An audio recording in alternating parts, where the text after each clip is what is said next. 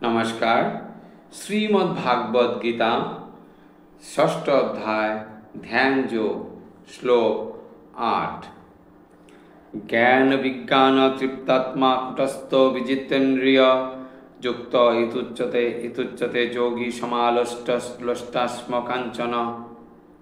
অনুবাদ: যিনি শাস্ত্রের জ্ঞান ও উপলব্ধি জ্ঞান ও তত্ত্বানুভূতির দ্বারা পরিতৃপ্ত হয়েছেন, তিনি চিন্ময় স্তরে অবস্থিত ও জিতেন্দ্রিয়, এবং যিনি মৃৎখণ্ড প্রস্তর ও সুবর্ণে সমদর্শী, তিনি যোগারূঢ় বলে কথিত হন এবং তাকে বলা হয় যোগী।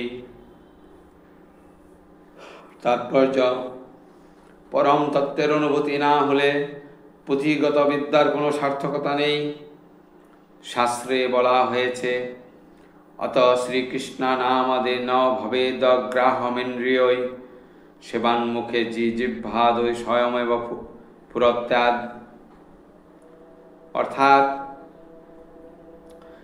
জড় কলুষিত ইন্দ্রিয়ের দ্বারা কেউ শ্রীকৃষ্ণের নাম, রূপ ও গুণ ও লীলার দ্রব্য প্রকৃতি উপলব্ধি করতে পারে না। ভগবানের সেবা করার মাধ্যমে যখন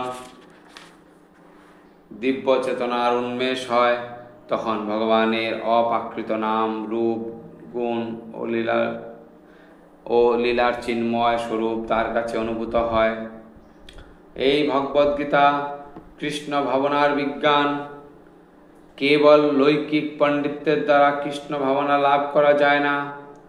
তার জন্য ভগবত্তবেত্তা শুদ্ধ ভক্তের সঙ্গ লাভের সৌভাগ্য অর্জন করতে হবে।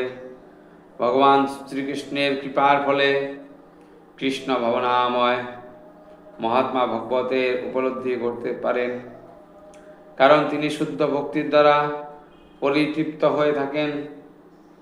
ভগবত ভক্ত উপলব্ধির ফলে মানুষের জীবনে সতর্কতা লাভ হয়।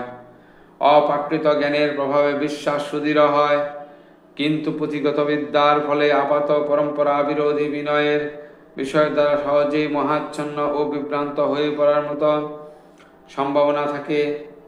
আত্মতত্ত্ব জ্ঞানী কৃষ্ণ ভক্তের যথেষ্ট আত্মসংযমী, কারণ তিনি সর্বতোভাবে ভগবান শ্রীকৃষ্ণের শরণাগত। তিনি সর্বদাই অপ্রাকৃত স্তরে অধিষ্ঠিত, কারণ লৌকিক জ্ঞানের সঙ্গে তার কোনো সম্পর্ক নেই। অন্যদের কাছে লৌকিক বিদ্যা ও মনোকর্মপ্রসূত জ্ঞান তৎপর বলে প্রতিভাত হতে পারে, কিন্তু কৃষ্ণ ভক্তের কাছে তার মূল্য এক টুকরাও নয়। কৃষ্ণ ভক্তের তার মূল্য এক টুকরা মৃতখণ্ড বা পাথরের থেকে বেশি কিছু নয়। ধন্যবাদ।